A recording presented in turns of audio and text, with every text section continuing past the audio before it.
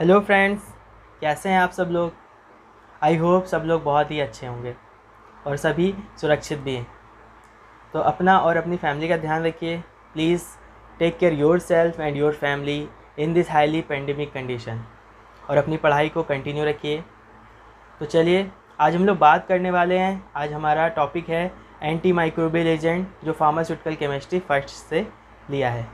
तो आज हम लोग बात करेंगे एंटी माइक्रोबियल एजेंट के बारे में, इसकी डेफिनीसन, इसका क्लासिफिकेशन और इसके एग्जाम्पल। तो पूरा वीडियो देखिएगा, आखिर तक बने रहिएगा, आपको एग्जाम्पल से सब याद हो जाएगा।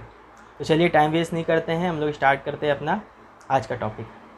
एंटी माइक्रोबियल एजेंट यहाँ पे हम केमिस्ट्री की बात कर रहे हैं।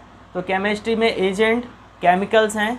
तो वो केमिकल्स जो माइक्रोब्स के अगेंस्ट में वर्क करते हैं। एंटी माने अपोजिट या अगेंस्ट में, माइक्रोबियल यानी कि वो माइक्रोब्स या माइक्रो ऑर्गेनिज्म जो हमारे बैक्टीरिया, फंगी, प्रोटोजोआ, वायरस जो भी होते हैं उनको हम लोग माइक्रोब्स कहते हैं।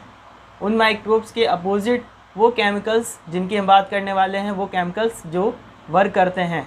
तो आइए हम लोग स्टार्ट करते हैं। तो जब ये लॉन्ग क्वेश्चन आएगा आपका, जब ये लॉन्ग क्वेश्चन में पूछा जाएगा कि what is a anti microbial agent and classify with their example, तो आपको एंटी माइक्रोबियल्स का डेफिनीसन लिखना है, वो क्या होते हैं, और उसके बाद उनका क्लासिफिकेशन, वो कितने कैटेगरी में डिवाइड है, और हर एक कैटेगरी का एक एक केमिकल्स जो होंगे जो आपके सिलेबस में हैं, हमें उनको भी लिखना होगा। तो चलिए हम लोग सबसे पहले देखते हैं इसकी डेफिनीसन। तो डेफिनीसन में आइए, डेफिनीसन क्या कह रही है। अ सब्सटेंस और एजेंट दैट आइदर किल और inhibit the growth of microorganism। ये कह रहा है कि एजेंट या सब्सटेंस, वो सब्सटेंस या वो एजेंट दैट आइदर, वो या तो किल और इनहिबिट, या तो वो किल करे या वो मार दें, या इनहिबिट कर दे यानी कि रोक दें। किस चीज़ को रोक दें या किस चीज़ को मार दें, तो वो है, आगे देखिए, the growth of micro organism. Growth माने वृद्धि या विकास को, माइक्रो ऑर्गेनिज्म जो भी हमारे माइक्रो ऑर्गेनिज्म की जो भी माइक्रोब्स हैं या माइक्रोबियल्स, जो भी माइक्रोब्स हैं उनकी ग्रोथ या वृद्धि को या तो रोक दे या उसको किल कर दे, या रोक दे या उसको किल कर दे। तो वो एजेंट कहलाते हैं एंटी माइक्रोबियल एजेंट। एक बार फिर से देखिए, अ सब्सटेंस और एजेंट दैट आइदर किल और inhibit the growth of micro organism. ये वो सब्सटेंस हैं या वो एजेंट है जो माइक्रो ऑर्गेनिज्म की ग्रोथ को या तो रोक देते हैं या वो उनको किल कर देते हैं। तो ये हो गई एक लाइन में इनकी डेफिनीसन। अब देखिए इसमें और क्या ऐड कर सकते हैं हम लोग डेफिनीसन में। तो माइक्रो ऑर्गेनिज्म क्या होते हैं उसके बारे में भी आप एक लाइन लिख दें तो आपका आंसर थोड़ा सा और सेटिस्फैक्टरी हो जाएगा। तो माइक्रो ऑर्गेनिज्म क्या होते हैं, चलिए देखते हैं। तो देखिए, बैक्टीरिया, फंगी, वायरस, जर्म्स और प्रोटोजोआ, ये जितने भी हैं comes under term micro organism. ये जितने भी हैं, जितने भी आपको ऑब्जेक्ट दिख रहे हैं, बैक्टीरिया, फंगी, वायरस, जर्म्स और प्रोटोजोआ, ये सारे नाम, ये सारे ऑब्जेक्ट्स किस में आते हैं, वो आते हैं, एक टर्म यूज़ करते हैं हम लोग, माइक्रो ऑर्गेनिज्म।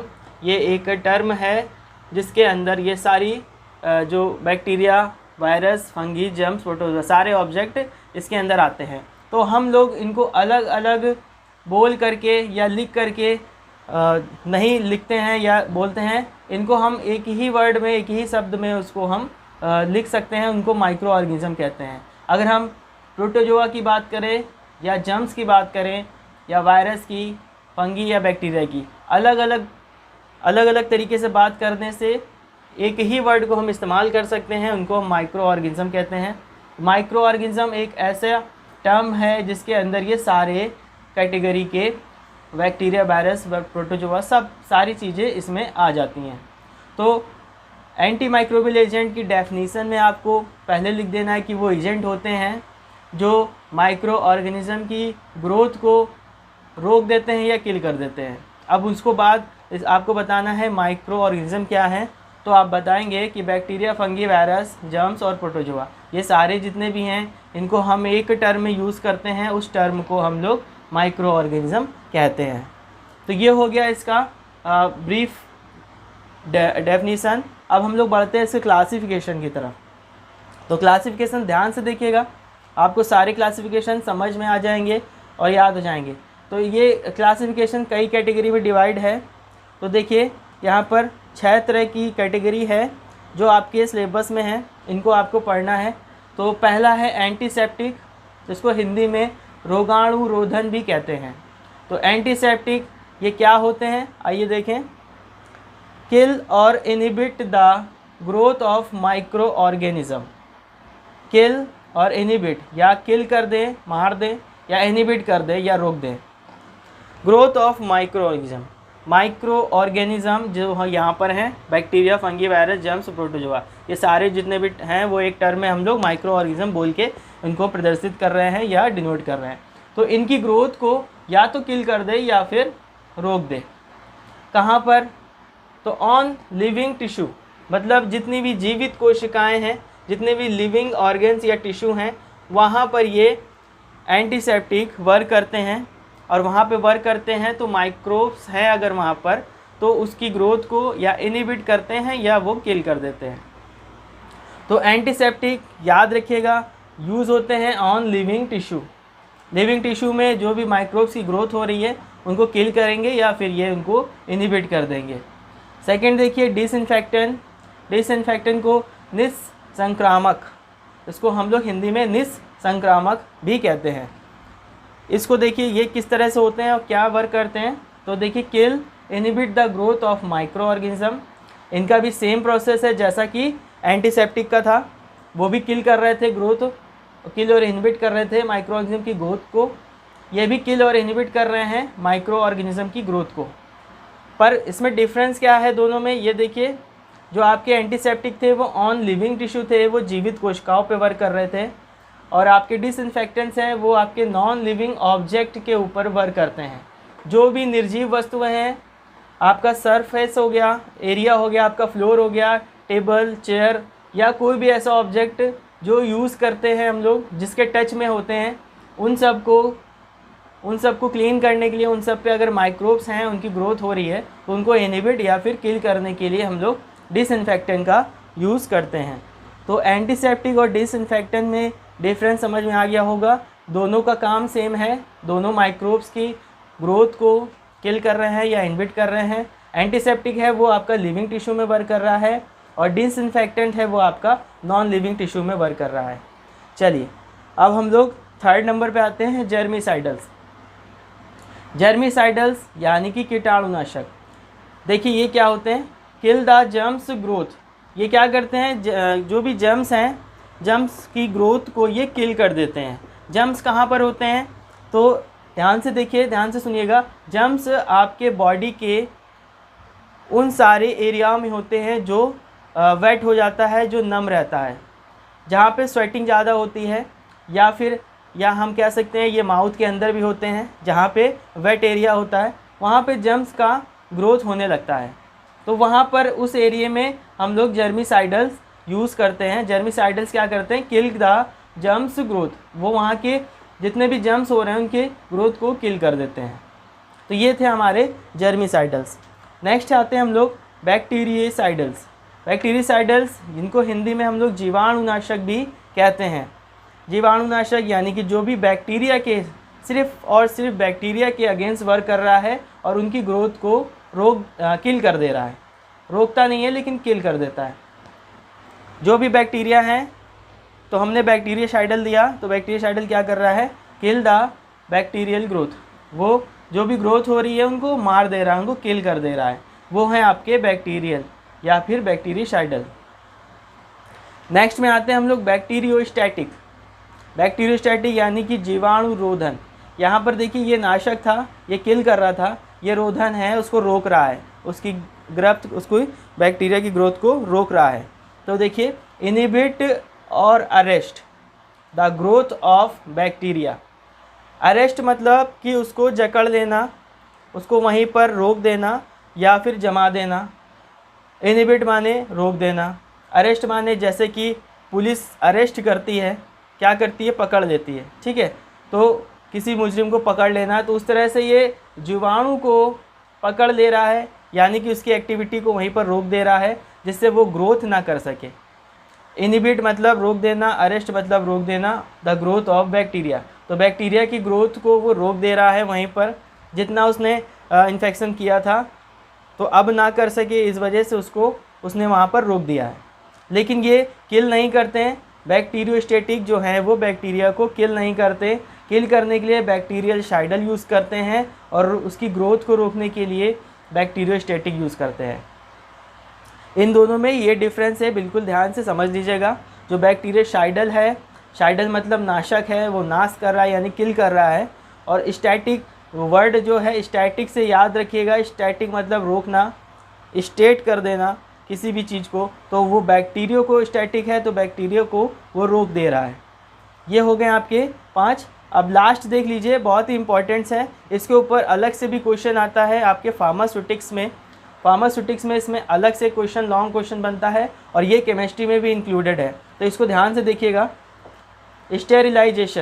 स्टेरिलाइजेशन यानी कि इसको हिंदी में हम विसंक्रमण भी कहते हैं। संक्रमण को जो विनाश करे या उसका वृद्धि को रोक दे, तो ये विसंक्रमण कहलाता है स्टेरिलाइजेशन। आइए देखते हैं स्टेरिलाइजेशन किस तरह से वर्क कर रहा है। तो किल और remove the microorganism and their spore जो बैक्टीरिया जब उसकी लिविंग के लिए जो फेवरेबल कंडीशन है वो नहीं होती है, उस समय पे बैक्टीरिया क्या करता है, एक स्पोर बना देता है, यानी कि अपने जो सेल है उसके चारों तरफ एक लेयर बना देता है। वो लेयर क्या करती है, उसके अंदर की प्रोटीन्स को जीवित रखती है लंबे समय तक, जिसके कारण वो जब तक उसकी फेवरेबल कंडीशन नहीं हो जाती तब तक वो उस स्पोर के अंदर, या उसको हम हिंदी में कह सकते हैं कि वो एक खोल बना लेता है, उस खोल के अंदर वो जीवित रहता है। तो स्पोर्स को और माइक्रो ऑर्गेनिज्म जब स्पोर में है और जब स्पोर के बिना है, दोनों समय पर किल और रिमूव, उसको निकाल दे या फिर उसको वहीं पर किल कर दे, वो कहलाते हैं स्टेरिलाइजेशन। वो प्रोसेस पूरा स्टेरिलाइजेशन कहलाता है। तो किल और remove the microorganism and their spore, और उनके स्पोर को कैसे होता है, तो देखिए बाय 3 मेथड, ये 3 मेथड के द्वारा प्रोसेस संभव है, पॉसिबल है। वो 3 मेथड कौन कौन सी है, देखिए। पहला है आपका केमिकल, दूसरा है मैकेनिकल और थर्ड है आपका रेडिएशन।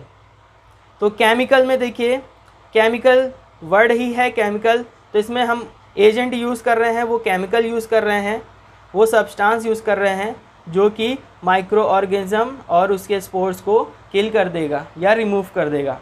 तो देखिए इसमें हमारे जो सिलेबस में है हमें उसके बारे में पता होना चाहिए।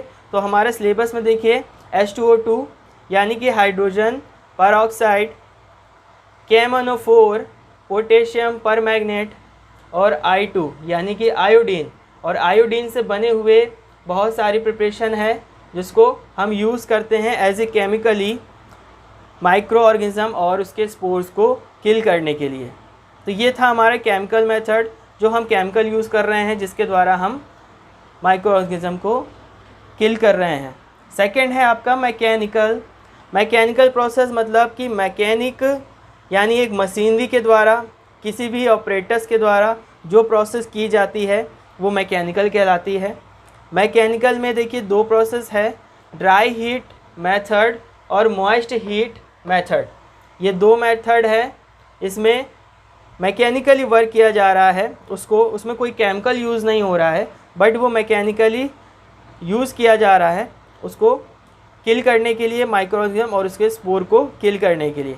तो ड्राई हीट मेथड जिसमें कि हम लोग हीट करते हैं, जिस भी ऑपरेटर्स को हमें माइक्रो और माइक्रोब्स के से फ्री करना है, उसको फ्री फ्रॉम माइक्रोब्स बनाना है, तो उसको हम लोग यहाँ पर हीट देते हैं और इसके लिए ऑपरेटर्स यूज़ होता है hot air oven. Hot air oven में हम लोग ड्राई हीट मेथड को यूज़ करते हैं, उसका प्रोसेस को वहाँ पर पूरा करते हैं। सेकंड है आपका moist heat method. Moist heat method में हम लोग इसमें वाटर का यूज़ करते हैं। वाटर के साथ एक सिलेंडर नुमा अपरेटस होता है जिसमें हम लोग इसको हीट करते हैं तो उसमें वेपर्स निकलते हैं। वाटर को बॉयल करते हैं तो वेपर्स निकलते हैं और उसी वेपर्स के कांटेक्ट में आने पर जो ऑपरेटर्स को हमें स्टरलाइज करना है उसमें जितने भी बैक्टीरिया या स्पोर्स हैं या भी माइक्रो ऑर्गेनिज्म हैं वो किल हो जाते हैं। मॉइस्ट हीट क्या करता है, वो स्पोर के जो एक खोल बनाया है उसने एक लेयर बनाई है, तो मॉइस्ट हीट क्या करता है उस लेयर के अंदर पेनिट्रेट हो जाता है, आसानी से एंटर हो जाता है। भाप ऐसी चीज़ है जिसके द्वारा वो अंदर एंटर हो जाता है। एंटर होने के बाद अंदर का जो भी प्रोटीन है जो उसके लिए लाइव रहने के लिए उसके लिए ज़रूरी है, उसको वो क्या करता है वहीं पर जब टेम्परेचर ज़्यादा होता है तो वो सारा प्रोटीन्स को कोगुलेट कर देता है, उसका वहाँ पे थक्का जमा देता है। तो moist heat method specially sports के लिए यूज़ किया जाता है। मॉइस्ट हीट मेथड में स्पोर्ट्स के लिए और ड्राई हीट मेथड के लिए माइक्रो ऑर्गेनिज्म और उसकी ग्रोथ के लिए रिमूव और किल करने के लिए हम लोग यूज़ करते हैं। लास्ट है आपका देखिए स्टेरिलाइजेशन में रेडिएशन मेथड। रेडिएशन मेथड यानी कि इसमें रेडियो एक्टिविटी या रेडियो की जो रेज़ हैं उनके द्वारा हम ये प्रोसेस करते हैं। तो इसमें देखिए कौन कौन सी रेज़ यूज़ की जाती हैं। तो पहला है आपका UV rays, ultraviolet rays जिसको कहते हैं। सेकंड है IR रेज़ यानी कि इंफ्रारेड रेज़ हो गई। और थर्ड है आपकी गामा रेज़। गामा रेज़ जो हैं वो अल्फ़ा बीटा गामा से ली गई हैं। तो अल्फ़ा बीटा और गामा इन तीनों में सबसे ज़्यादा हाईली एक्टिव गामा रेज़ होती हैं जिनका हम यूज़ करते हैं। गामा रेज़ का यूज़ से हम इसको माइक्रोब्स और उसके स्पोर्स को किल कर सकते हैं। तो ये 3 मेथड थे स्टेरिलाइजेशन में और बाकी की ये आपकी क्लासिफिकेशन थे बाकी 6, और इसका एक सब कैटेगरी में 3 मेथड थे, केमिकल, मैकेनिकल और रेडिएशन। तो ये आपका जो पूरा था एंटी माइक्रोबियल के एजेंट क्लासिफिकेशन डेफिनेशन के साथ में विथ एग्जांपल। तो फ्रेंड्स ये था हमारा आज का topic anti microbial agent. Anti microbial agent आपका बहुत ही ज़्यादा क्वेश्चन आता है, लॉन्ग क्वेश्चन में भी आता है और ये शॉर्ट क्वेश्चन में भी आता है, यानी कि जो लॉन्ग है उससे जो शॉर्ट क्वेश्चन है उसमें भी आता है। तो लॉन्ग क्वेश्चन में आएगा तो आप डेफिनेशन, इसका क्लासिफिकेशन विथ एग्जांपल अगर आप लिख देंगे और एग्जांपल में आप जो केमिकल्स यूज़ हो रहे हैं उन केमिकल्स के 2 या 3 केमिकल्स को अच्छे से डिटेल में आप लिख देंगे तो आपका जो ये लॉन्ग क्वेश्चन है वो पूरी तरह से सेटिस्फाइड हो जाएगा। तो आई होप आपको आज का टॉपिक एंटी माइक्रोबियल एजेंट समझ में आ गया होगा। नए वीडियो में नए टॉपिक के साथ फिर से मिलेंगे, तब तक के लिए नमस्कार।